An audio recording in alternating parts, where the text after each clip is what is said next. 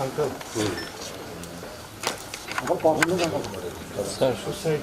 Sir थोड़ा सा इस साइड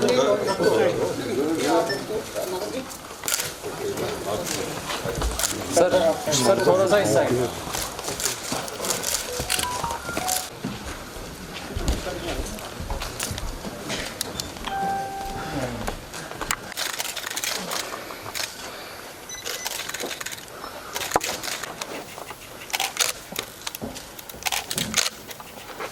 खड़ी हुई है। आज कश्मीर में वो विचारधारा अगर कायम रखी है तो भारतीय जनता का शहीद हुआ।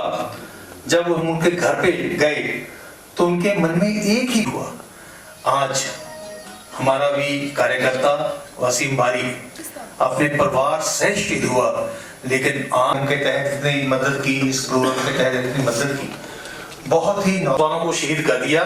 यहाँ के नेताओं ने एक शब्द भी अपनी जबान से उस परिवार के साथ जाहिर करने के लिए आप चलेंगे तो शायद इसके खन्ना जी वो मंच पे तशरीफ लाए हुआ करते थे। मैं कार्यकर्ता के साथ बैठा कि 3 क्यों स्टेज का काम देख रहे हैं, बहुत ही पुराने कार्यकर्ता हमें रखना और इस परिवार के लिए जो हम कर सकेंगे वो करेंगे, किया और भी करेंगे। कार्यकर्ता अकेला महसूस मत करे, मैं एक ऐसा स्वर्ण के रूप में देखना चाहते हैं जो कभी था, अब धीरे धीरे बनना शुरू हुआ है, और जिन लोगों ने इसको नर्क बनाया है वो नर्क के ही एक बार जाने का प्रोग्राम बनाया, कितना हौसला था। खन्ना साहब आइए ना, 400-500 लोगों की मीटिंग करूंगा, क्या जज्बा है कार्यकर्ता। और इस कश्मीर घाटी से हमारे लीडरगण साहब से गुजारिश करूंगा कि वो मंच से आ जाए। कहा ना कि अगर उसके जनाजे के साथ कोई गया, बॉम्बे के लोग थे, 10 वेबिनार, जम्मू कश्मीर का नेता जो 100 कार्ड नेता है, वो उसके परिवार के साथ 2 शब्द कहने नहीं गए। लेकिन भारतीय जनता पार्टी के पहले क्या हाल था, अब क्या हाल है, तो वो हैरान होते थे कि इस देश को, इस प्रदेश को इस ढंग से अफसोस करने आया तो उसका, लेकिन फिर आप कार्यकर्ता के साथ हम लोग पा गए। तो मैं आपसे निवेदन करूंगा, आज आप सबने अपने देश का झंडा ऊपर रखा है, तो मैं आपसे निवेदन करूंगा 11 करोड़ जो अपने कार्यकर्ता हैं, भारतीय जनता पार्टी के मेंबर हैं, उस परिवार का मैं, और इसे कोरोना के दौरान रामवादी में बताना चाहूंगा, कम से कम 10 मेरे रेवेन्यू को खतरा ही है, क्योंकि टारगेट तो इस ऐसा है।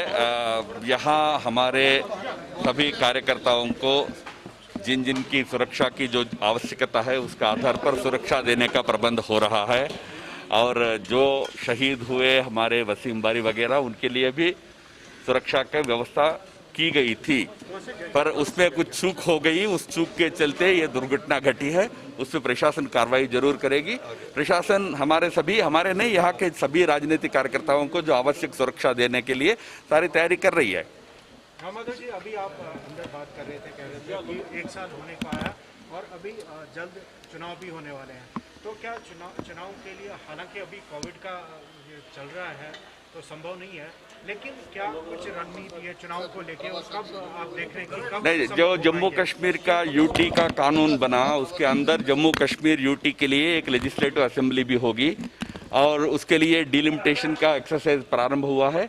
मैं मानता हूं कि डिलिमिटेशन एक्सरसाइज पूरा होने के बाद अनुकूल समय देखकर जरूर इस राज्य में लेजिस्लेटिव असेंबली यूटी के लिए बनाया जाएगा।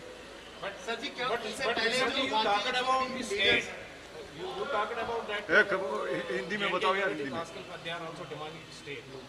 नहीं, जैसा मैंने कहा, यहाँ इस समय प्रायोरिटी कोविड से लड़ना पहले प्राथमिकता है, उसके बाद यहाँ डिलिमिटेशन की एक्सरसाइज पूरा होना है, उसके बाद ड्यूटी के लिए लेजिस्लेटिव असेंबली बनेगा, ये प्रायोरिटी है। जब अनुकूल समय आएगा बाकी सारे मुद्दों के ऊपर भी जरूर भारत सरकार निर्णय लेगी। शुक्रिया, बहुत बहुत शुक्रिया आपका। हम देख रहे हैं कि है कि राजनीतिक गतिविधि क्यों शुरू नहीं कर रही, ये प्रश्न उनसे पूछ रहे हैं। यहाँ सामान्य जनता के लिए खड़ा होने के लिए आज पीडीपी या एनसी के नेता तैयार नहीं है। वो तो अपने ट्विटर की दुनिया का आनंद लेकर घूम रहे हैं, जनता के बीच आ नहीं रहे हैं, जनता की समस्याएं उठा नहीं रहे हैं प्रशासन के साथ। तो वो जो गैर जिम्मेदारी व्यवहार कर रहे हैं उसको छोड़कर सही राजनेता जैसा आके जनता के बीच खड़ा होकर उनकी समस्याओं के लिए काम करना चाहिए। मुझे ये बताइए, मुल्क भर से इस तरह के पैगाम आ रहे हैं, उन लोगों से भी। अब जहां तक पार्टी का ताल्लुक है, जैसे आज हम सब उसके कुब्बे से भी मिले, एक इज्जत अफजाई के तौर पर हमारे जम्मू कश्मीर प्रेसिडेंट ने और हमारे नेशनल लीडर्स ने कुछ एक इमदाद भी वहां पर मुहैया करवाई। लेकिन सच पूछिए तो ये, क्योंकि इस कुंभे की और इस सारे के सारे पार्टी के यूनिट की जिम्मेवारी बीजेपी पर भी है और सारे मुआशरे पर भी है। और साथ ही साथ ये भी मैं जोड़ दूं कि ये लड़ाई और ये जंग अब महज बीजेपी वर्सेस अदर्स नहीं है, ये एक असूल की लड़ाई है कि इस सरजमीन पर किस तरह का निजाम होना चाहिए आने वाले वक्त। जैसे वाजपेयी जी कहा करते थे कि सरकारें आती हैं, सरकारें जाती हैं, पार्टियां बनती हैं, पार्टियां बिगड़ती हैं, लेकिन मुल्क रहना चाहिए। तो मैं ये कहूँगा कि मुआशरा रहना चाहिए।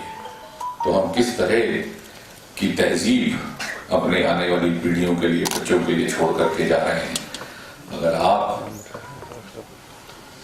बांडीपुरा में उसके घर जाते तो आपको एहसास हो, और दूसरी शायद 2 महीने की 3 महीने की, उनको ये भी एहसास नहीं, ये भी मालूम नहीं कि उनका वालिद है भी कि नहीं है तो कहाँ है। तो कुछ और वक्त लग जाएगा उनको ये समझने में कि उनका वालिद कहाँ है, और फिर इस बात के साथ समझौता करने में कि क्यों कर उसको इस तरह के नसीब से पेश आना पड़ा। और ये जो सवाल है, ये सियासत के दायरों से उठ करके बड़े बड़े फलसफी भी इसका जवाब देने में नाकाम रहे। और जिस मुआशरे में इस तरह की तहजीब दखल दे जाए, उस मुआशरे का हाफिज कभी कभी खुदा होने से भी खतरा आ जाता है। जहां हम इस कुंभे की सरपरस्ती करने का आज अहद करेंगे इस मुख्तसर सी मीटिंग के जरिए, जहां साथ ही साथ हम अपने आप को एक बार फिर से भारतीय जनता पार्टी और हिंदुस्तान की सामूलियत के लिए वक्फ करेंगे, वहीं साथ ही साथ ये भी बेड़ा उठाएंगे, एक मुहिम शुरू कर देगा कि आखिरकार आपकी पार्टी कोई भी हो, आपका फलसफा कोई भी हो, लेकिन किस तरह का मुआशरा चाहिए कश्मीर के आवाम को। हमारे एक नौजवान कार्यकर्ता और उनके परिवार यानी उस परिवार के सभी पुरुष सदस्य, उनको निर्ममता से टेररिस्टों ने, आतंकवादियों ने हत्या की थी। उस परिवार को हमारी संवेदना व्यक्त करने और उस नौजवान और बहुत सक्रिय कार्यकर्ता, उनके प्रति वसीम भाई और उनके भाई, उनके प्रति, उनके पिताजी, उनके प्रति श्रद्धांजलि समर्पित करने के लिए मैं आया हूं। हर बार लगता है कि ये आखिरी होगी। अब आगे जम्मू कश्मीर की धरती पर देशभक्तों का या सामान्य आम जनता का खून नहीं गिरेगा, नहीं बहेगा। ये तो अंत होना चाहिए मित्रों। आज हम सबको बहुत पीड़ा है कि वसीम बारी, उनका भाई, उनके पिताजी, तीनों को आतंकवादियों ने मार डाला है, और उस घर में आज केवल महिलाएं बची है, एक वसीम की पत्नी और उनकी बहन, और एकमात्र पुरुष जो उस परिवार में आज है, उनकी आयु जैसे अविनाश जी ने कहा 45 डेज है। उसने अपने बाप को भी पहचाना नहीं था। तो हम कोई नहीं चाहते कि इस प्रकार की आतंक की राजनीति इस राज्य में चलते रहे। पर मैं आप सबको कह दूं, इसको समाप्त करने का दो रास्ते हैं। एक रास्ता है इस हाल में जितने कार्यकर्ता बैठे हैं और इन्हीं के जैसा भारत का राष्ट्रध्वज लेकर आज कश्मीर के गांव गांव में जो पंच है, सरपंच है और कार्यकर्ता खड़े हैं, वो सब वो झंडा नीचे करें, घर में जाके बैठ जाए। ये एक तरीका हो सकता है, पर मैं कह सकता हूं वो कभी भी नहीं होगा। जो मारने वाले और मरवाने वाले स्पष्ट समझ ले, एक वसीम बारी की शहादत से प्रेरणा लेकर 1000 कार्यकर्ता खड़े होंगे।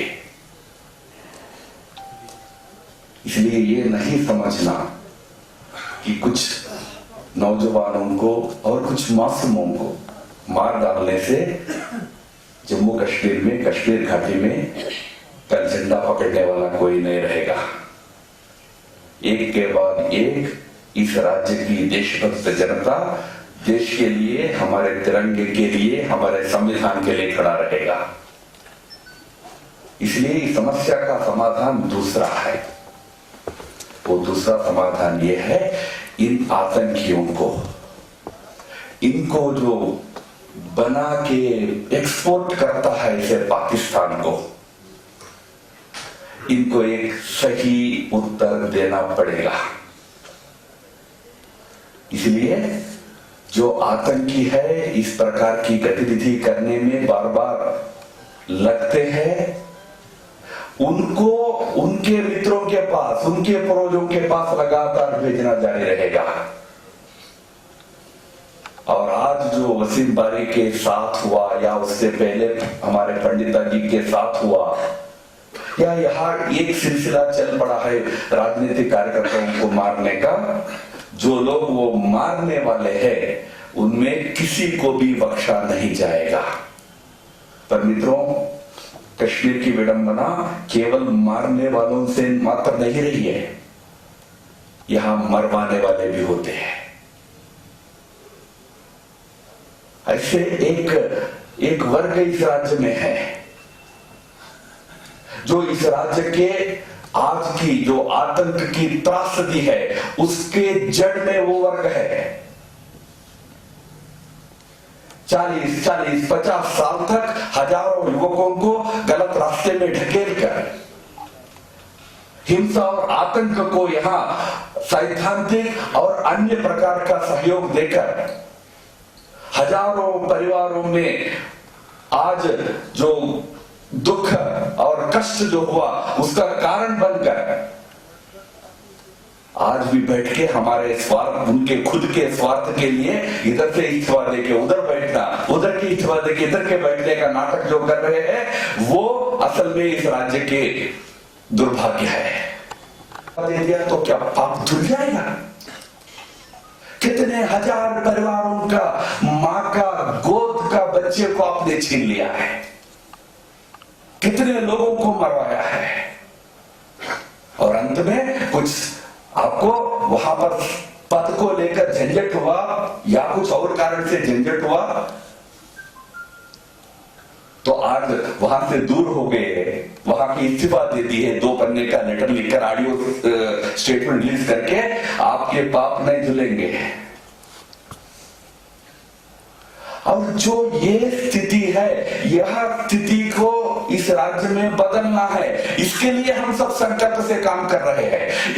यह स्थिति इसीलिए पनपती रही क्योंकि इस राज्य में एक धारा 370 जैसा एक अधिकरण ऐसे लोगों को प्रश्रय दे रहा था। उस धारा 370 के आड़ में यहां पर देश विरोधी गतिविधि चलाओ, आतंक को खुलेआम समर्थन करो, बच्चों को गलत रास्ते में ढकेलो, सब कुछ नाटक चल रहा था। आज हमने 370 को इसीलिए हटाने बनाने का निर्णय किया था, ताकि इस राज्य के आम जो लोग हैं, जिनका जीवन अपने रोजी रोटी से है, दिल से वो शांति चाहते, अमन चाहते हैं, ऐसे लोगों को अमन मिले, शांति मिले, उनकी रोजी रोटी अच्छा मिले। बाकी राजनीतिक विचार भिन्न हो सकते हैं भाई। हम आज भी कहते हैं चलो आओ राजनीति करेंगे, मारते क्यों है? और मारते ही तो केवल राजनीतिक कार्यकर्ता नहीं, कुछ दिन पहले हमने देखा है एक बुजुर्ग जा रहे थे, उनको पीछे से गोली मारकर हत्या कर दिया। वो दृश्य देखकर पूरा देश में जो आक्रोश उत्पन्न हुआ, बच्चा वहां छोटा बच्चा उस ग्रैंडफादर के ऊपर बैठा हुआ था पेट पर, मासूम बच्चे के साथ जा रहा था, उनको मार दिया जाता है। मारने के बाद, मासूमों के मारने के बाद प्रचार करते हैं कि हमने नहीं मारा है, सिक्योरिटी फोर्सेस ने मारा है। ये झूठा प्रचार में लग जाते हैं। झूठा प्रचार पाकिस्तान में करता है मित्रों, यहां कश्मीर घाटी में वो तत्व है जो इस प्रकार के झूठे प्रचार करके पाकिस्तान का वकालत करते हैं। उन तत्वों को ठिकाने लगाना आज बहुत बड़ा कर्तव्य है। ये मुझे कहते हुए बहुत दुख होता है। इसमें वास्तव में इस राज्य में जो राजनीतिक लोग हैं, दल है, उन सबको आगे आना चाहिए था। मैं आज भी कह रहा हूं, राजनीतिक बहस में आपका भिन्न विचार हो सकता है। आप राजनीतिक बहस में आज भी जनता के पास जाओ ना, ये कहकर जाओ ना कि नहीं हमको 370 वापस चाहिए, हम उसका हम आप उस आर्गुमेंट करो पॉलिटिकली, उसका विरोधी नहीं है। हम कहते हैं कि 370 इस राज्य के लिए बहुत बड़ी त्रासदी रही, इसलिए हमने हटाया है। आप कहो कि नहीं इससे फायदा है, लोगों को समझाओ, वो राजनीति होती है। पर यहां या तो उसके नाम पर आतंक को समर्थन देने वाले, मरवाने वाले लोग हैं, या तो घर में बैठकर मातम मनाने वाले बाकी नेता हैं। हमको लगता था 370 की मृत्यु हो गई तो 10 दिन 15 दिन मातम रहेगा, 1 साल होने को है, आज भी मातम मना रहे, बाहर नहीं निकलते। भाई इस राज्य के सभी नेता आज फ्री है, एक आध को छोड़कर। कोई दिल्ली बैठा है, कोई कश्मीर में है, केवल ट्वीट करता है, सड़क पे आता नहीं है। फिर राजनीति करना यानी क्या होता है? जनता के बीच रहकर जनता के इश्यूज को लेकर प्रशासन से आप बात करो, संघर्ष करो, यह राजनीति होती है।